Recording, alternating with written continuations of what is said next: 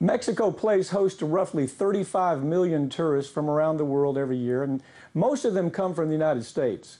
Tourism for the country brings in more than $13 billion per year, making it a vital part of the Mexican economy. In January this year, a family from Wisconsin took a winter vacation down in Cancun, Mexico, where the family for four was hoping they could enjoy warm temperature, maybe beautiful beaches, and have a few drinks by the pool.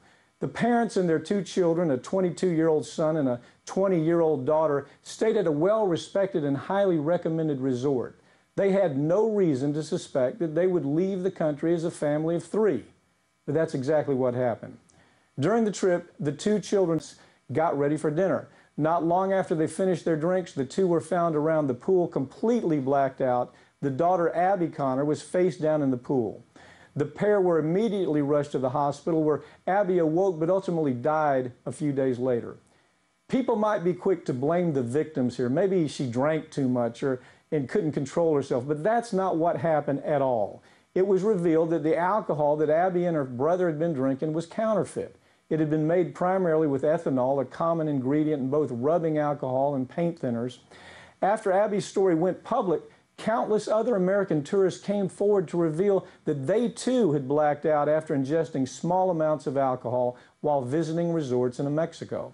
More than 1.4 million gallons of tainted alcohol has been seized in Mexico since 2010. Some of the other counterfeit alcohol is said to contain pure industrial ethanol. Again, that's an ingredient used in many rubbing alcohols. The problem of the counterfeit alcohol has gotten so bad that the U.S. State Department had to issue a travel advisory warning American citizens about the dangers of consuming alcohol while vacationing in Mexico. Mexican authorities have promised to crack down on the purveyors of this poison that's being served to tourists, but so far, the problem doesn't look like it's going to resolve anytime soon.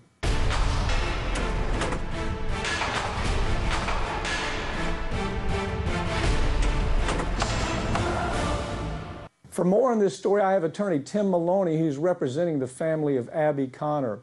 Tim, let's start by going over Abby's death. Tell us what we know so far about what happened when her and her brother went down to the bar. What's the story here? Pap, good talking to you. What we've got, I do represent Abby's dad, Bill, in this litigation.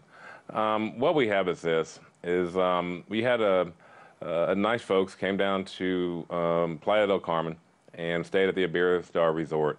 What we do know is that prior to a 7 o'clock dinner, Abby and her brother Austin went by the pool. They have a swim-up pool, which most of the resorts do, and started enjoying themselves. They had a couple drinks. They were doing shots that the bartender poured, and they probably had 2 or 3 shots. And here's where the story gets very convoluted in this regard. Austin really almost had a complete blackout, doesn't really remember anything, and does remember literally waking up after hospitalization. That's how difficult it was. Abby was found face down in the pool. Resuscitation efforts were unsuccessful to the extent that she did go into a coma, was taken to the hospital. There has been some investigation done. There was a report done by the authorities down there. And the truth of it is we have some very unsatisfactory answers. And the strangest issue we have in this is that you have 2 young kids, 120, 122, college kids from Wisconsin who clearly have been around drinking alcohol before in their lives, that almost simultaneously black out and wind up in the pool. Yeah, it would be.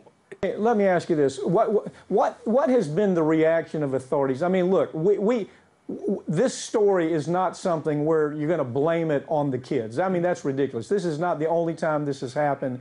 So I wonder, the authorities, of course, they want their $13 billion, how many billions a year, 1.3 billion a year, whatever it is in tourism coming in every year.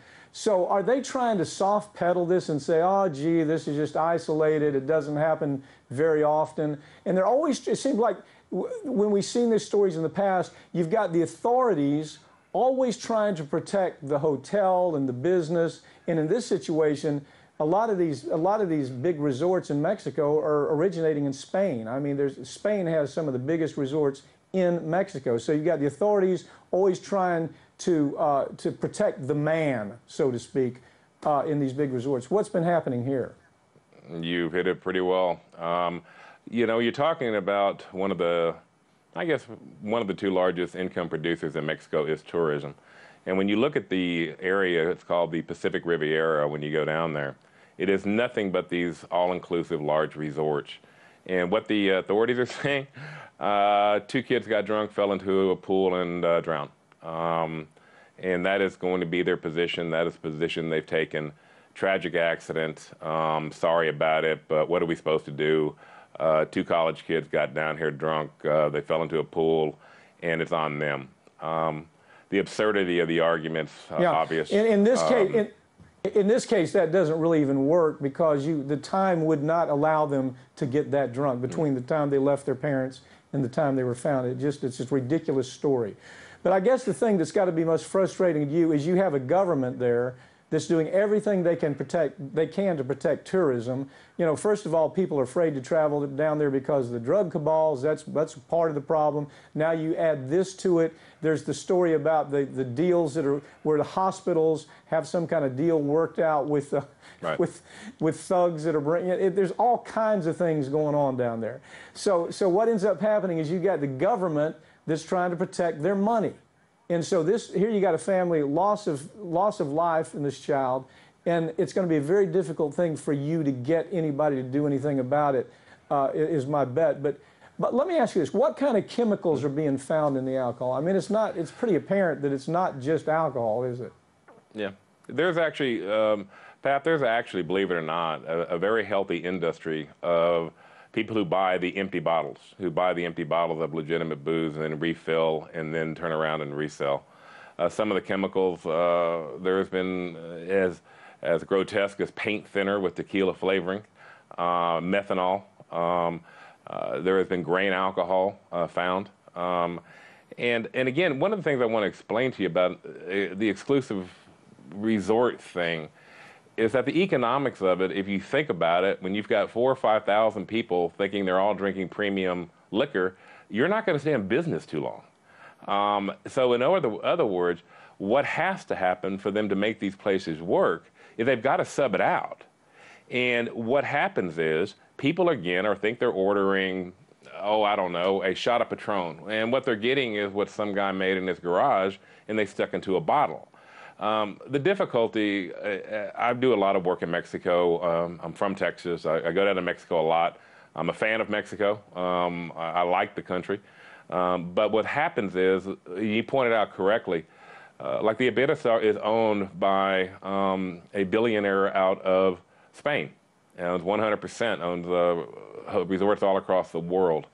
And when you have that, when you have a 5-star resort like this, but they're calling a 5-star resort, when you have that much economic pressure on you, that you have to cut corners somewhere. And the two things they're going to cut is food and beverage. That is the #1 moneymaker. It is also can be your #1 money loser. So the drugs that are found in there, we are at the mercy of what we're getting from the authorities down there. We're at the mercy of what they say the blood alcohol content was for these two young kids. Isn't that part of the problem? I mean, it's not just one entity trying to protect the best interest of Mexican tourism.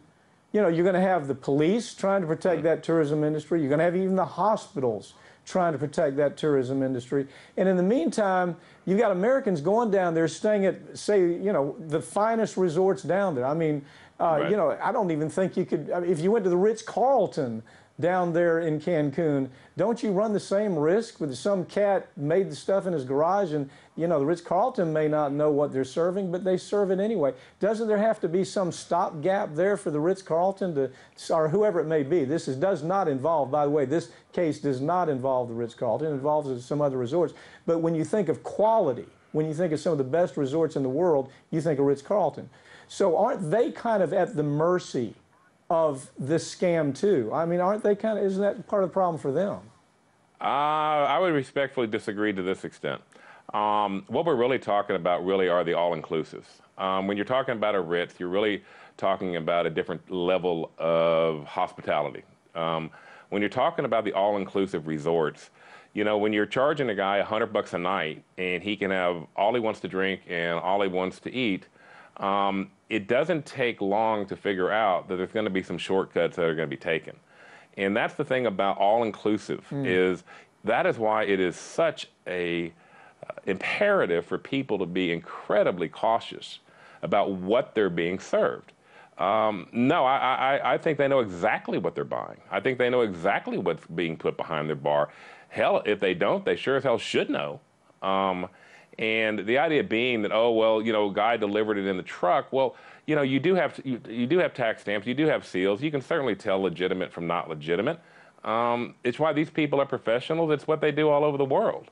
And to suggest that, oh, well, we didn't know some guy put paint thinner in our tequila, I'm sorry, that's just not going to fly.